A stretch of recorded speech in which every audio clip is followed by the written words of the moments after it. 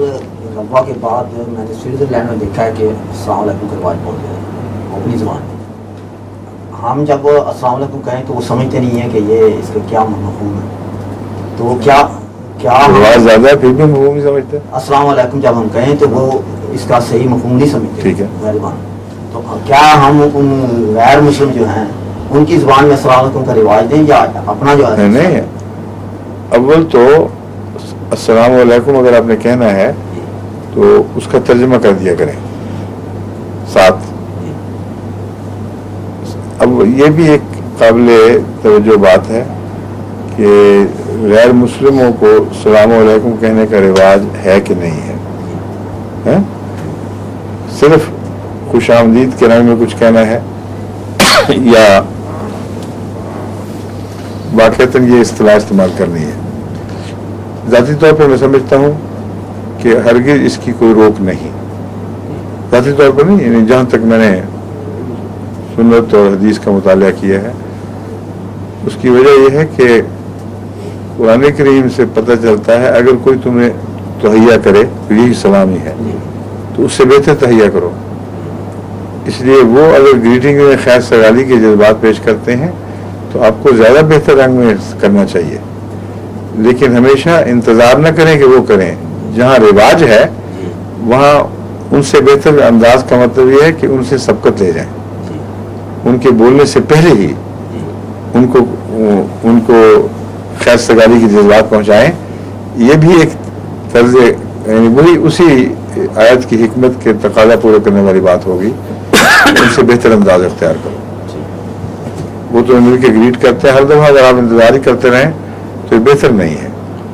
वो तो पहल करने की कोशिश करें, ये बेहतर है जी। वो तो हुजूर जिस वक्त जिस तरह हम अस्सलाम वालेकुम कहते हैं ना, इस वक्त वो दूर में होते हैं, उस वक्त वो दूर से ही वो कह देते हैं, तो हम अस्सलाम वालेकुम सलाम। ठीक है, तो अभी दूर से कह दिया करें, आपको क्या है?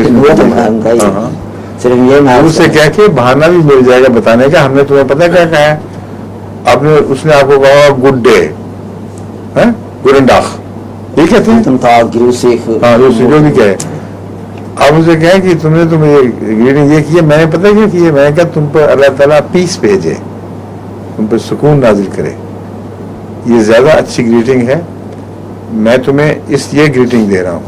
ये अगर आप उससे बात करेंगे तो तबलीग का बहाना भी हो जाएगा। ये तो वाक़फ़ार जो होते हैं उनको बता दिया जाता है। वाक़फ़ार नहीं, जिसको भी कहना तुम बताया करें, वो तो फिर गुजर जाता है ना, वो कह के आप गुजर रहे होंगे वो तो आप कहें, मैं जो कहता हूँ आप कहा करें, अगर वो ताजुब से देखे तो आगे बढ़ के बता दें, गुजरता तो गुजरने दें, फिर आप पे तो जिम्मेदारी कोई नहीं है। ठीक है, हाँ ठीक है, आपका ज्यादा बहुत सफर में ही रहेगा फिर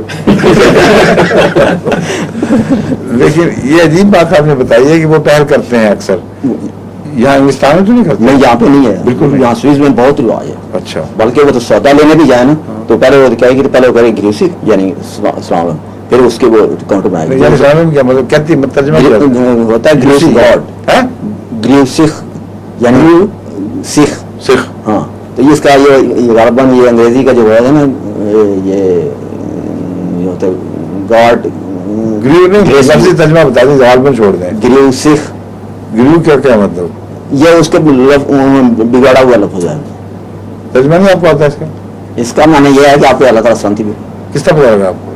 ये वो मैंने डिक्शनरी में देखा था।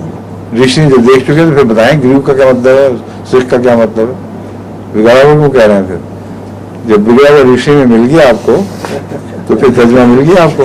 Greece God